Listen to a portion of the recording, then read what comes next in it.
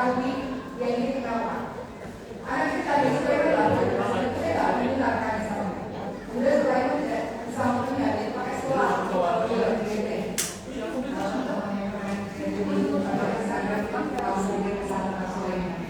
Kemudian tentu saya manusia biasa, saya seorang ibu yang baru melahirkan sesedikit anak.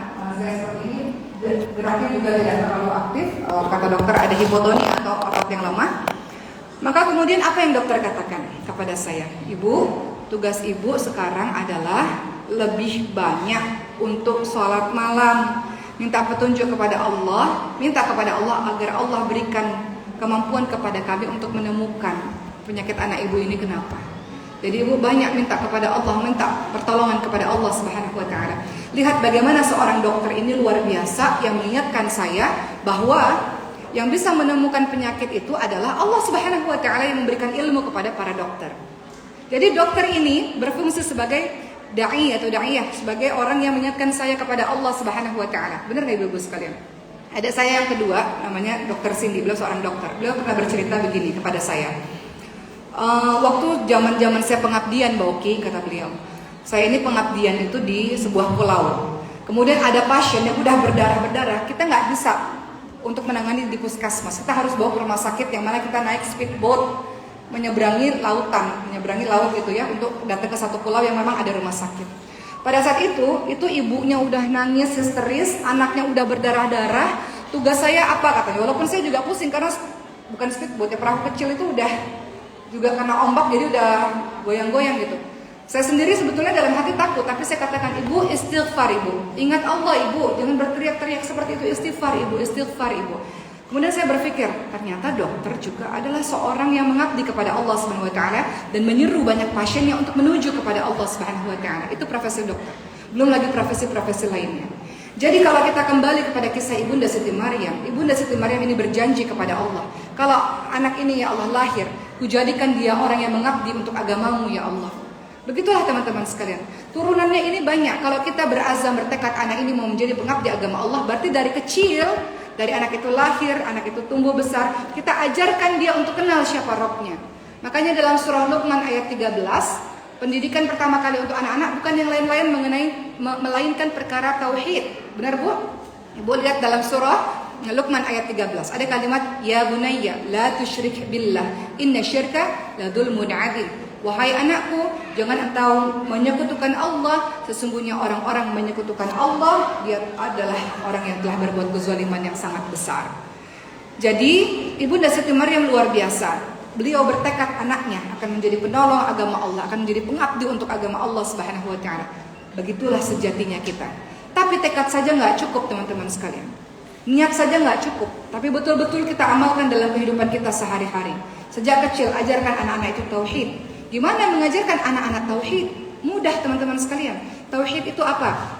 Memperkenalkan bahwa segala sesuatu ciptaan Allah Subhanahu wa taala dan segala sesuatu kita mohon minta hanya kepada Allah Subhanahu wa taala, dan kita tahu ada asmaul husna, nama-nama baik Allah Subhanahu wa taala. Allah punya sifat-sifat yang sangat luar biasa. Cara pengaplikasian kepada anak kecil bagaimana? Kisah ini sudah sering saya ceritakan, bagaimana saya mencoba untuk mengenalkan anak-anak kepada Tuhannya. Anak-anak saya seringkali mengatakan demikian, Uma lihat PR-nya udah bisa kan, terus dapat nilai 100, pinter kan Uma. Kemudian saya mengajarkan tauhid kepada mereka. Bagaimana caranya? Masya Allah, Alhamdulillah, Allahu Akbar. Allah yang telah memberikan kecerdasan kepada Maryam sehingga Maryam bisa menjawab pertanyaan ini. Itu tauhid teman-teman sekalian. Menjelaskan kepadanya bahwa dia bisa karena Allah yang berikan. Dia pintar karena Allah yang membuat dia pintar. Dia bisa mengerjakan PR-nya karena Allah yang membantunya, memberikan kemampuan padanya untuk menyelesaikan PR-nya. Sama ketika anak saya yang namanya Ibrahim nendang-nendang bola dan mengatakan, wah keren ya Ibrahim bisa nendang bola tuh, gol Uma gol. Saya katakan, Alhamdulillah Allah Maha Besar yang telah menciptakan kaki yang kuat sehingga Ibrahim bisa menendang-nendang bola seperti ini. Itu tauhid teman-teman sekalian. Kadang-kadang kita bingung ngajarin tauhid sama anak-anak gimana ya, gitu ya Bu. Padahal itu adalah perkara tauhid, mengingatkan kepadanya bahwa segala sesuatunya itu atas izin Allah. Kalau enggak, nanti hati-hati. Korun, ingat cerita Korun dalam Al-Quran. Korun dulu miskin. minta sama Nabi Musa, Nabi Musa tolong doakan saya Nabi Musa supaya saya ini kaya, udah capek miskin. Ketika Nabi Musa mendoakan, ya Allah buatlah Qarun menjadi orang kaya. Ketika Qarun kaya, apa yang dia katakan? Aku ini hebat, kaya, cerdas karena kepintaranku sendiri, karena kehebatanku sendiri. Jadi dia sombong, dia rasa kepintarannya, kekayaannya karena dirinya sendiri. Dia lupa Allah yang membuat dia kaya, Allah yang membuat dia pintar. Begitu teman-teman sekalian. Berikutnya, hal kecil untuk mengajarkan tauhid kepada anak-anak kita, karena kita mau anak kita ini menjadi pengabdi untuk agama Allah. Langkah paling awal, ajarkan dia tauhid. Apa itu? Suatu ketika dalam keluarga kami, anak-anak pada mengatakan begini, Uma mau beli coklat, Uma mau beli balon, Uma. Kan Maryam dan Khadijah udah ngerjain PR, udah ngaji, hadiahnya mana? Mau beli, Uma.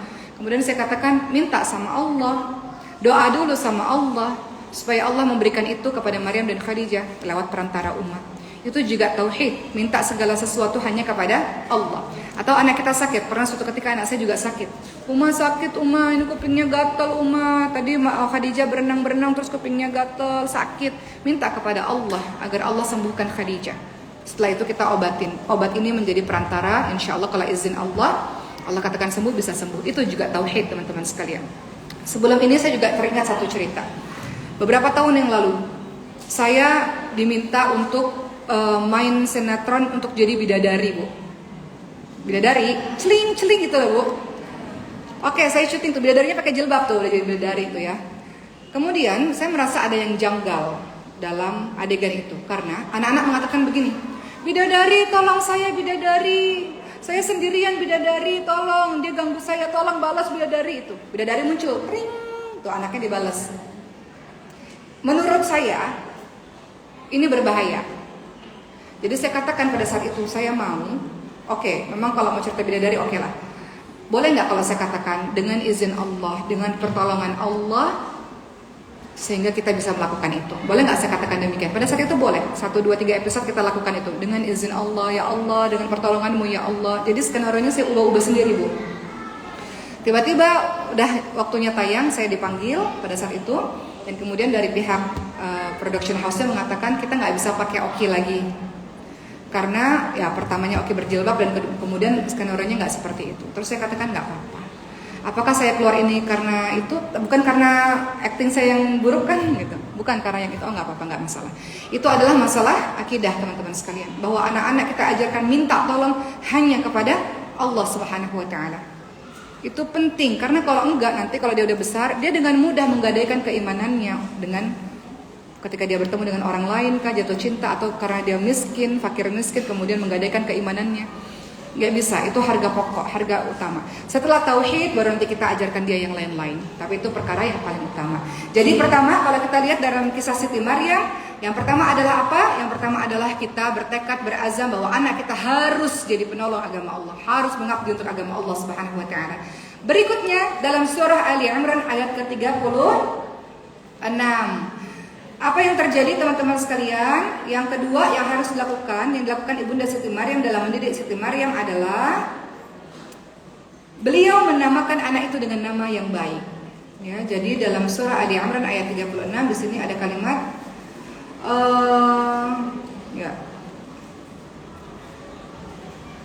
ada kalimat bahwa wa inni samaituha Maryam, ya. Ya, ada kalimat wa inni samaituha Maryam.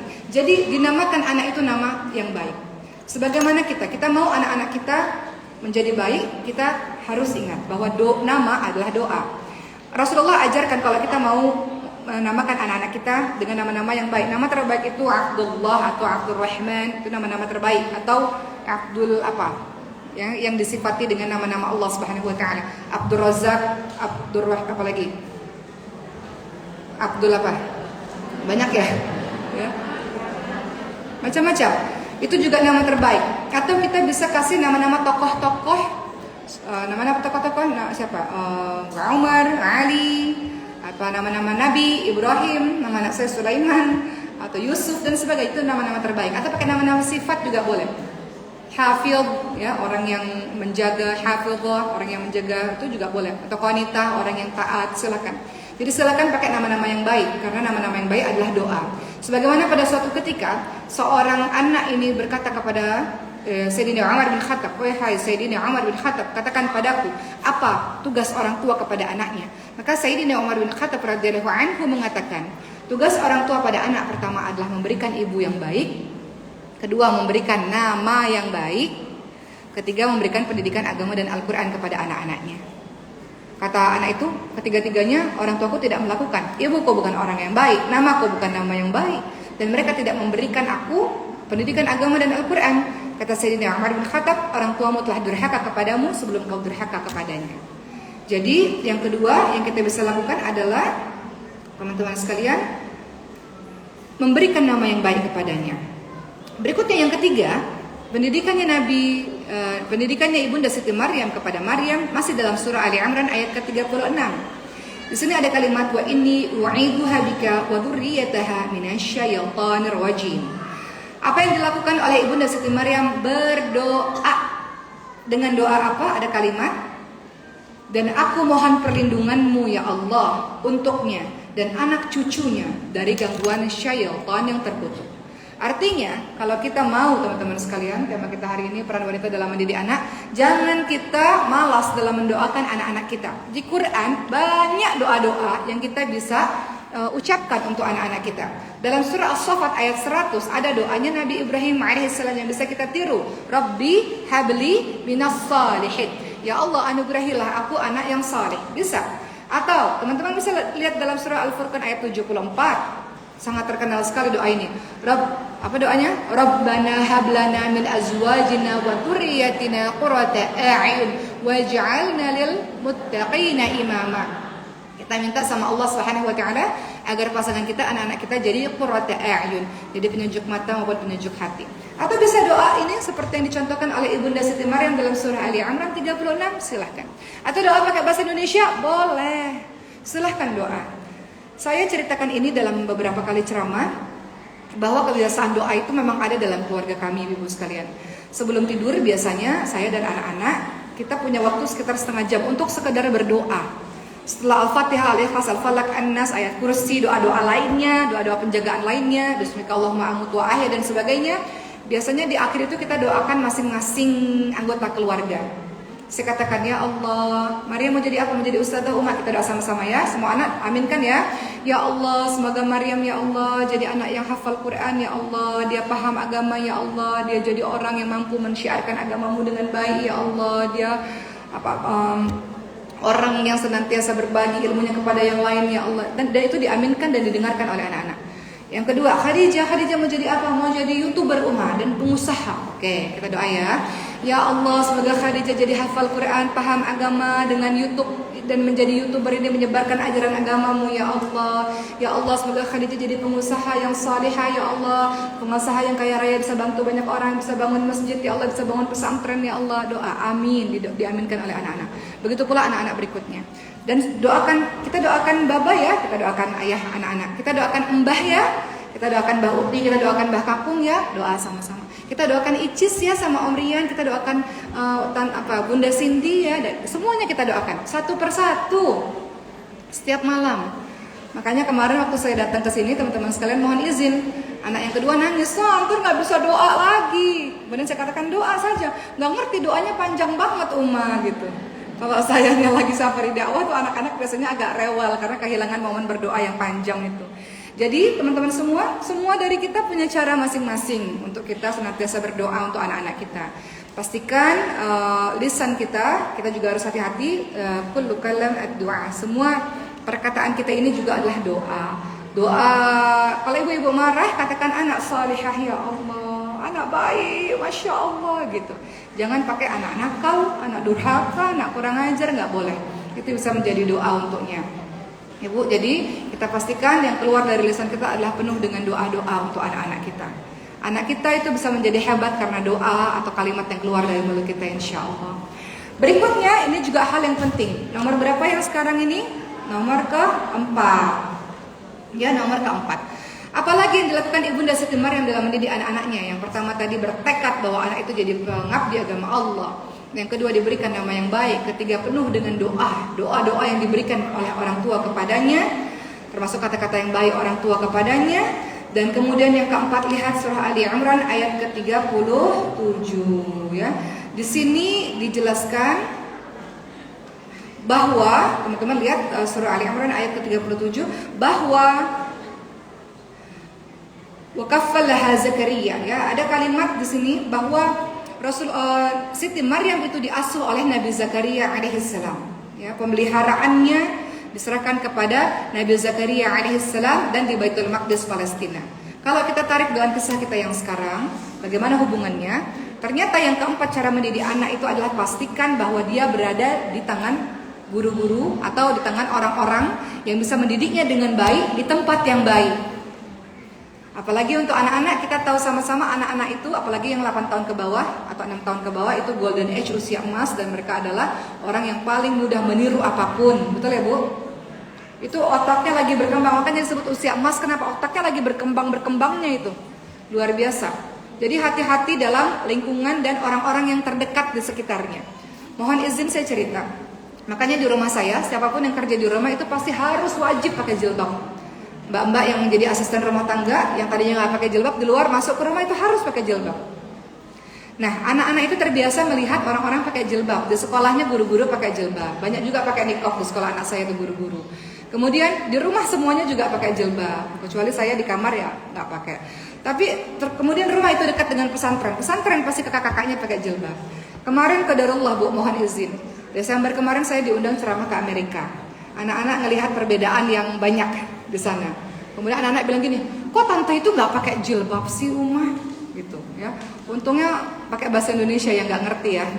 Karena pernah suatu ketika anak saya pergi ke mall, dia katakan tante kok itu nggak pakai jilbab, kelihatan keteknya, nggak malu. Kan saya nggak enak ya Bu ya. Jadi maksudnya anak-anak itu sudah terbiasa, lingkungan sekitarnya tuh dia lihat semuanya pakai jilbab. Jadi budaya Islam itu ada pada dirinya. Kemudian saya mulai mengajarkan bahwa ada yang berbeda. Nah, berbeda itu kita harus hormati karena mungkin dia bukan beragama Islam. Jadi perbedaan itu penting diajarkan. Tapi sejak dini anak-anak itu tahu bahwa orang Islam adalah mereka yang menutup auratnya dengan baik. Kenapa? Karena lingkungannya dia terbiasa melihat lingkungan yang seperti itu. Siti Maryam diserahkan ke Baitul Maqdis Palestina dan diasuh oleh Nabi Zakaria alaihissalam. Pastikan anak-anak kita berada dalam pengasuhan yang tepat dan juga di tempat yang tepat. Tentu tempat yang tepat ini masjid, Masya Allah, sekolah-sekolah Islam, Masya Allah, sekolah-sekolah yang di dalamnya banyak menyebut nama-nama Allah, Masya Allah. Kalau sekolah paginya internasional boleh nggak? Boleh, tapi pastikan sorenya dia datang ke masjid-masjid, dia ikut TPA, Taman Pendidikan Al-Quran, sehingga dia tahu jadi dirinya sebagai seorang muslim sejak dia dini. Seorang muslim itu punya gayanya tersendiri, punya cara berbusananya sendiri, betul kan Bu? Dia nggak ikut-ikutan. Cara berbusana muslim apa? Yang perempuan, Al-Ahzab 59, yudinina alaihina min jalabibihinna dzalika adana ayufrufna fala yu'dain. Ulurkan jilbab ke seluruh tubuh supaya kamu mudah dikenal sehingga tidak diganggu. Jadi pastikan anak-anak kita berada di tempat yang tepat pada guru-guru yang juga luar biasa. Makanya pemilihan sekolah itu penting. Karena pemilihan sekolah itu sesuai dengan visi misi dari keluarga itu sendiri. Bagi saya yang paling penting adalah dari semuanya salah satunya adalah Quran. Maka saya cari sekolah yang kira-kira ada pelajaran Quran yang banyak di dalamnya. Bagi ibu-ibu terserah, kita semua masing-masing punya visi misi tersendiri. Yang jelas kita pastikan anak kita berada di tangan yang tepat, di tempat yang tepat. Kemudian berikutnya teman-teman sekalian, apa yang dilakukan oleh Ibunda Siti Maryam? Yang kelima, dalam mendidik anaknya, teman-teman sekalian, kita lihat di sini, Siti Maryam itu luar biasa. Teman-teman yang pernah pergi ke Baitul Maqdis Palestina, teman-teman akan lihat mihrabnya Siti Maryam, di mana Maryam berkhalwat, berdua-duaan, bermunajat kepada Allah Subhanahu wa taala. Ada mihrabnya tersendiri. Dan Siti Maryam ini luar biasa teman-teman sekalian, karena beliau ini mendapatkan makanan dari Allah Subhanahu wa taala. Sampai-sampai Nabi Zakaria alaihissalam heran, ini musim panas, kenapa di tempatnya Siti Maryam ada makanan musim dingin? Atau sebaliknya, ini musim dingin, kenapa di tempatnya Siti Maryam ada makanan musim panas? Makanya Nabi Zakaria bertanya di sini dalam surah Ali Imran ayat ke-37. Ya, di sini ada kalimat qala ya Maryam anna laki hadza. Qalat huwa min indillah. Nabi Zakaria alaihissalam tanya, wahai Maryam, ini makanan yang banyak ini engkau dapat dari mana? Kemudian Siti Maryam mengatakan, itu semua dari Allah Subhanahu wa taala. Bagaimana kalau kita kaitkan dalam kehidupan kita yang sekarang? Makanan yang halal dan thayyib yang kita berikan kepada anak-anak kita. Jangan sampai memasukkan makanan-makanan yang haram kepada anak-anak kita. Haram itu apa? Tidak hanya sekedar dari zatnya atau dari jenisnya, tapi dari cara perolehannya. Ada seseorang yang di zaman Rasul bajunya ya udah lusuh, dia berdoa kepada Allah, ya Allah, kenapa engkau tidak kabulkan doaku ya Allah? Kata Rasul, bagaimana bisa Allah kabulkan doa-doamu sementara engkau makan yang dari haram, engkau minum dari yang haram-haram, atau cara perolehannya haram, pakaianmu dari yang haram, sendalmu dari yang haram. Bagaimana mungkin Allah mengabulkan doa dari orang yang banyak haram-haram itu di dalam tubuhnya? Jadi pastikan wahai ibu, pastikan anak-anak kita yang masuk makanan minuman ke dalam tubuhnya menjadi darah daging itu halal, thayyib. Makanya orang-orang zaman dulu, istri para salafus saleh, orang-orang zaman dulu, orang-orang yang hebat Masya Allah, istrinya ini selalu mengatakan seperti ini, suamiku pergilah bekerja, insya Allah kami akan tahan dengan kelaparan, tapi kami tidak bisa tahan dengan panasnya api neraka. Apa maksudnya? Suamiku pergilah bekerja dengan pekerjaan yang halal, seberapapun itu kami terima asalkan halal dan thayyib. Jangan sekali-kali engkau mencari pekerjaan dengan cara yang haram dan itu menjadi makanan minuman yang masuk ke dalam tubuh kami, tubuh anak-anak kita, dan menjadi darah daging anak-anak kita, yang mana itu menjadi bahan bakarnya api nerakanya Allah Subhanahu wa taala. Termasuk salah satu ciri anak-anak yang tidak bisa menerima nasihat-nasihat kebaikan, mungkin ada hal-hal yang haram masuk ke dalam tubuhnya sehingga dia punya karakter yang susah mendengarkan kebaikan. Ini penting teman-teman sekalian. Sayyidina Abu Bakar As-Siddiq radhiyallahu anhu pernah suatu ketika diberi makanan oleh seorang budaknya. Sayyidina Abu Bakar berkata, ini makanan dari mana? Kemudian budaknya mengatakan, dulu aku ini adalah tukang ramal, ya, meramal. Kemudian aku tinggalkan pekerjaan itu, aku sudah berhijrah kepada Allah Subhanahu wa taala. Kemudian tadi ada orang yang kasih hadiah kepadaku, kasih upah atas ramalanku di zaman dulu. Kemudian upah itu kemudian aku jadikan makanan dan aku berikan kepadamu wahai Abu Bakar As-Siddiq. Kemudian Abu Bakar As-Siddiq apa? Celakalah aku yang telah memakan makanan dari yang haram ini. Beliau mencongkel-congkel makanannya sehingga beliau muntahkan makanan tersebut karena saking ingin berhati-hati dengan apa yang masuk ke dalam tubuhnya. Itu yang kita inginkan pada anak-anak kita. Jadi dalam pelajaran Siti Maryam, Ibunda Siti Maryam, kita sudah dapat berapa? Mohon izin teman-teman sekalian, ada 5. Cara mendidik anak menurut Ibunda Siti Maryam pertama adalah bertekad, berazam bahwa anak itu harus jadi penolong agama Allah. Dia harus menjadi pengabdi agama Allah Subhanahu wa taala. Dan itu hanya bisa dilakukan oleh ibu-ibu yang salihah. Ibu-ibu yang cuek, ntar anak saya jadi ini jadi itu, tanpa peduli bahwa anak itu adalah hamba Allah yang punya tugas mengabdi kepada Allah Subhanahu wa taala. Kita semua ini anak-anak kita juga adalah kuntum khairu ummah ukhrijat linnas ta'muruna bil ma'ruf wa tanhauna 'anil munkar. Kamu sekalian adalah umat terbaik yang dilahirkan untuk manusia, yang mengajak manusia pada kebaikan, mencegah manusia pada kemungkaran. Ibunda yang hebat tahu tentang konsep itu. Makanya beradam, bertekad bahwa sesungguhnya mendidik anak-anak itu kita tekadkan anak itu jadi penolong agama Allah Subhanahu wa taala. Makanya ibunda, teman-teman kita di Palestina, lihat ketika anak-anak itu mati syahid, teman-teman sekalian, ibu adalah manusia biasa, sedih iya. Tapi mereka mengatakan anak ini Masya Allah, dia berjuang di jalan Allah Subhanahu wa taala, mati syahid ke surga Allah Subhanahu wa taala, dan mereka bersemangat untuk kembali melahirkan anak-anak lagi. Makanya banyak anak-anak lahir di Palestina kan teman-teman sekalian, dan mereka bertekad anak-anak mereka jadi penolong agama Allah. Jadi yang pertama menjadi penolong agama Allah, bertekad anak-anak itu harus menjadi pengabdi agama Allah. Kedua, pastikan anak-anak kita kasih nama-nama yang baik. Yang ketiga, pastikan teman-teman sekalian bahwa kita doakan selalu anak-anak kita, dalam doa kita maupun dalam lisan kita, semuanya yang baik-baik. Yang keempat, pastikan bahwa anak-anak kita diasuh oleh yang terbaik dan di tempat yang terbaik. Dia besar, dia tumbuh di tempat yang baik. Kalau di masjid, Masya Allah, luar biasa. Dia akrab dengan masjid sejak kecil, Masya Allah. Yang kelima, kita pastikan kita berikan dia makanan yang halal dan thayyib untuk masuk ke dalam tubuhnya. Terakhir, teman-teman sekalian, salah satu juga yang penting, yang saya pikir kita bicara singkat saja mengenai ini, dalam surah Luqman, teman-teman sekalian, tadi saya katakan. Ini ada panduan-panduan bagaimana kita juga mendidik anak-anak kita. Pertama tadi surah Luqman ayat 13. Surah Luqman itu adalah surah ke-31. Surah Luqman ke-13 sampai 19. Nanti teman-teman baca dan teman-teman tadabbur di rumah. Bagaimana ini nasihat yang hebat. Luqmanul Hakim, orang yang bijaksana yang namanya diabadikan di dalam Quran, surah Luqman. Nasihatnya berharga untuk anaknya. Yang pertama, surah Luqman 13. Ia selalu memanggil anaknya dengan kalimat wahai anakku sayang. Jadi boleh tidak ibu-ibu kita panggil anak-anak kita dengan kalimat wahai anakku sayang. Dengan kalimat yang lembut, panggilan-panggilan yang menyejukkan, wahai anakku sayang. Apa kata beliau? Wahai anakku sayang, la tusyrik billahi inna syirka la dzulmun adzim. Wahai anakku sayang, jangan menyekutukan Allah, jangan berdoa kepada selain Allah, jangan minta kepada selain Allah, bergantung penuh kepada Allah. Kalau engkau menyekutukan Allah, sebuah kezaliman yang besar anakku. Pertama, perkara tauhid, ajarkan pada anak-anak.